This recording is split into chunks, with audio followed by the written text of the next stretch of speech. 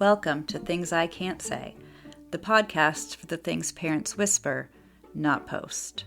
I'm Annie, a parent who's walked through the quiet, lonely hallways of raising a child with traits that don't fit neatly into any of the parenting books, or on anyone's social media feed either. Each week we'll open the door to stories that rarely get told out loud. I'll start with mine, and then you'll hear from other parents, mental health professionals, and people who know what it means to live in the gray instead of the black and white. This is a place where shame loses its power, where complexity isn't feared but explored, and where love doesn't have to be easy in order to be real.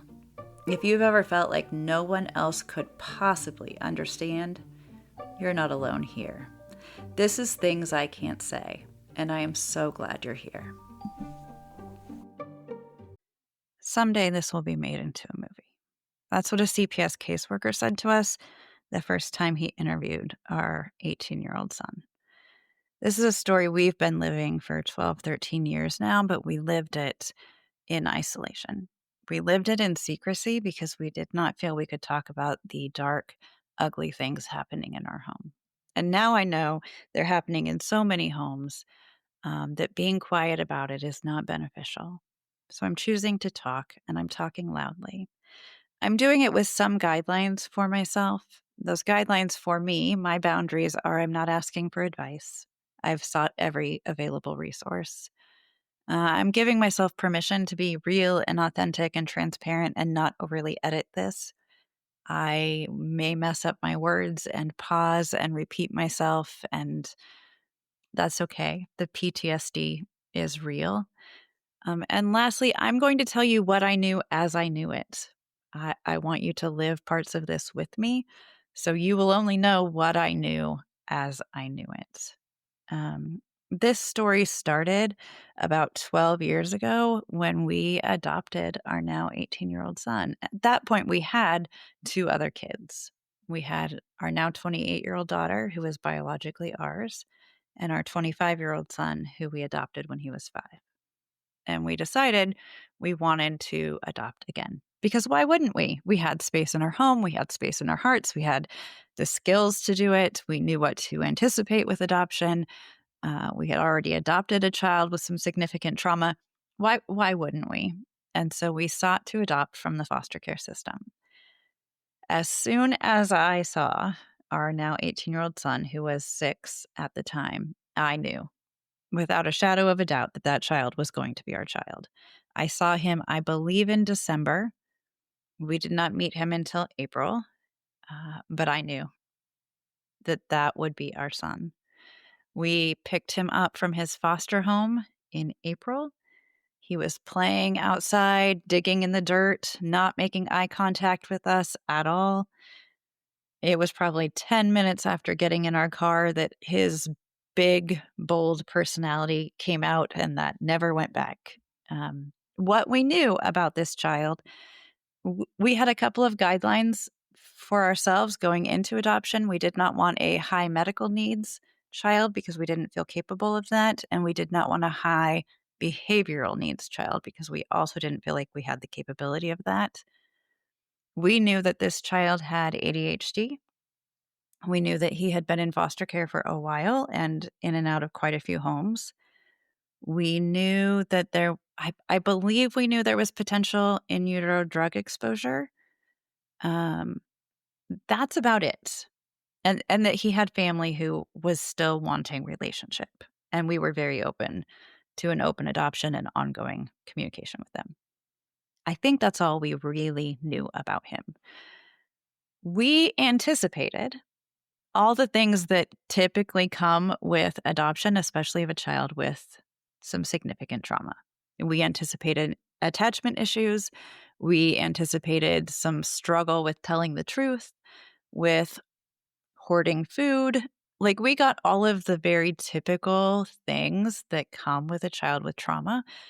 To be as clear as I can be, the first 3-ish years, so he was in kindergarten when he came to us, and I would say through most of 3rd grade, it was exactly what I anticipated. It was not overly difficult.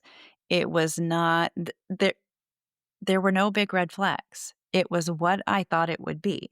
He was doing therapy. We were using medication for ADHD, medication he'd already been on. He was having visitation with birth family. Things were going what I would say fine from what my memory recalls. I don't remember anything being huge and overly difficult, um, other than he was really, really sneaky. But I think I anticipated that. Everything changed at the end of third grade, but this is a chicken and the egg conversation. I don't know which came first. Was it puberty? Or was it the fact that at the end of third grade, his little sister came to our home? Little sister, we knew she existed from the time that we adopted him. He knew she existed. She was still living with birth mom. And he had told us on repeat that if she ever came into care, he wanted us to bring her into our home because he did not want her to experience the same things in foster care that he did. And over the couple of years that we had had him, he had shared with us some fairly significant trauma and abuse that had happened within foster care, all of which we reported. So as soon as little sister came into care, we were the first placement for her. She came to our home. She was 4 years old. Uh, Everything shifted in that time frame.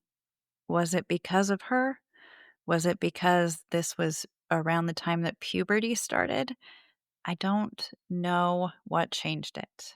Um, but in that time frame, behavior completely changed.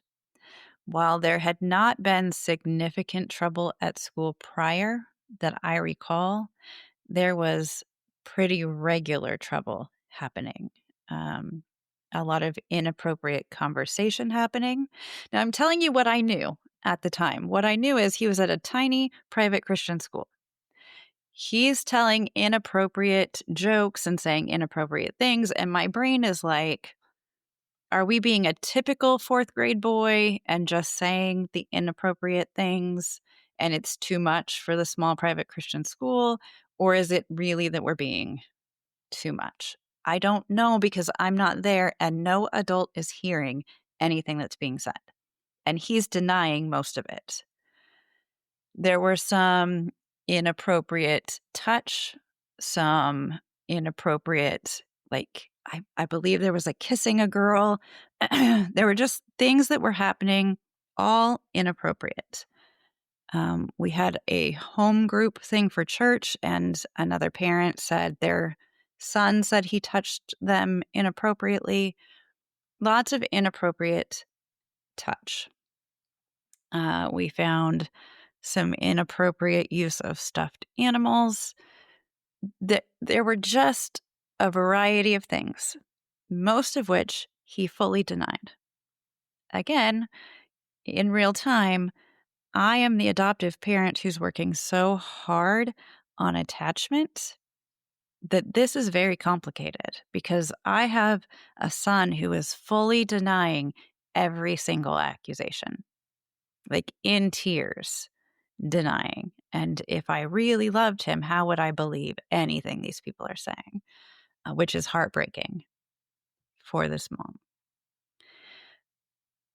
Our daughter moved in at the end of May. She was in our home for a year and a half in foster care prior to us adopting her. So, in that year and a half, CPS is very involved. She had a lawyer very involved. There was a lot of involvement from other people. It was not super long into her being in our home that she made the first accusation that he had touched her inappropriately. It was reported, CPS investigated it, and she denied the accusation. She said that it didn't actually happen. She made it up. What we know in real time is that we had a 4-year-old who just came to our home from significant trauma. And we had strong suspicion at that point that she had experienced more trauma than I'm going to discuss now prior to coming to our home. And due to that trauma, we didn't know if this very young child is taking what she had previously experienced and placing it on her brother, like talking about it toward him, like not making it up, but using past experience and placing it on him, or did it really happen? He's fully denying it. Now she's denying it. Their stories are matching. We have no idea. CPS says it didn't happen because she says it didn't happen. Nobody has any ideas for us on what to do. We're foster parents. We can't parent how we want to parent. We got permission to put cameras in the house. We got permission to put alarms on doors so we would know who was going where because we couldn't figure out what was happening. We knew something is not okay. Clearly, something is not okay. We have a 4-year-old saying things are happening. We have a 9-year-old being accused of things in other places, but we can't get a handle on exactly what is happening. There were other, if I'm remembering correctly, there were other comments. There were things that like you'd walk by and catch them playing in a way that would be like, that doesn't look quite right. But then they would both come up with a story that was identical, which was so confusing because how did they do that so fast?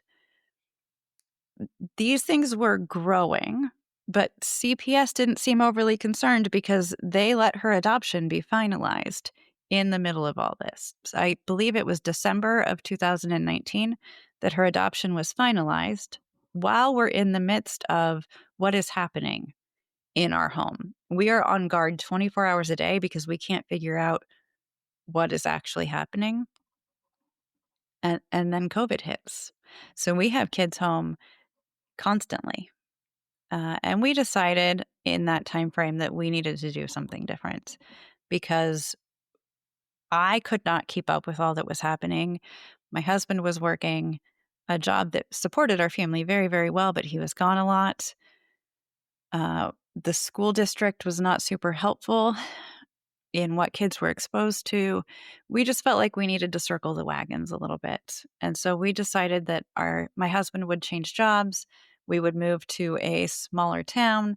We would try to come together a bit and see if us coming together and being in a smaller area and having less internet access and like all of could we somehow fix what was happening.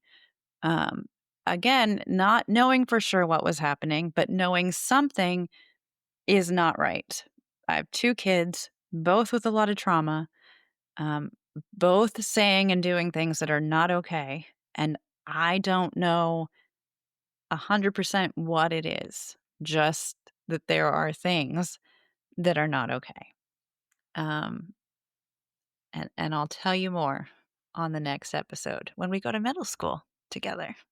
I'll see you soon. Thanks for being here, listening, feeling, and sitting with the hard stuff. If you've ever whispered a story like mine, I'd love to hear from you. You can leave me a message at mombehindthescenes.com because every story told gives someone else permission to share theirs. This is Things I Can't Say, the podcast for things you whisper, not post. Until next time, take care of yourself.